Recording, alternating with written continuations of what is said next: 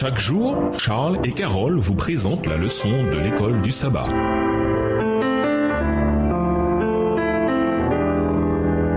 Bienvenue dans votre émission. Dieu nous parle. Nous voilà à la leçon 13, la fin de la mission de Dieu. Étude de la semaine, Apocalypse 1, les versets 1 à 7, 1 Pierre 2, le verset 9, Apocalypse 14, les versets 6 à 12, Luc 11, le verset 23, 1 Timothée 2, le verset 4, Apocalypse 21, les versets 1 à 4. Verset à mémoriser. Puisque tout cela est appelé à se dissoudre ainsi, comment ne devriez-vous pas vivre? C'est avec une conduite sainte et avec piété qu'il vous faut attendre et hâter l'avènement du jour de Dieu. 2 Pierre 3, les versets 11 et 12. Le livre de l'Apocalypse inonde nos pensées de scènes de la fin du monde. Au cœur du livre, il y a le conflit cosmique entre Christ et Satan. Satan a perdu son emprise légale sur la terre et il poursuit désormais ceux qui demeurent loyaux envers Dieu. Le bouquet final du livre, c'est Jésus qui revient délivrer ses enfants, les justes qui seront en vie et les fidèles qui sont morts depuis la chute d'Adam et Ève. Le livre nous montre également la destruction de Satan et des méchants par le feu et l'établissement du royaume éternel de Jésus sur la terre renouvelée. Les étudiants du livre de l'Apocalypse cherchent avec enthousiasme à identifier les signes et les événements qui marquent l'histoire de l'Église depuis le premier siècle de notre ère jusqu'à nos jours, à la fin des temps. Et ils ont raison. Cependant, dans la dernière leçon de ce trimestre, nous verrons qu'Apocalypse est un livre missionnaire qui se focalise sur un Dieu missionnaire qui nous appelle à être une Église missionnaire. Notre appel à proclamer la vérité présente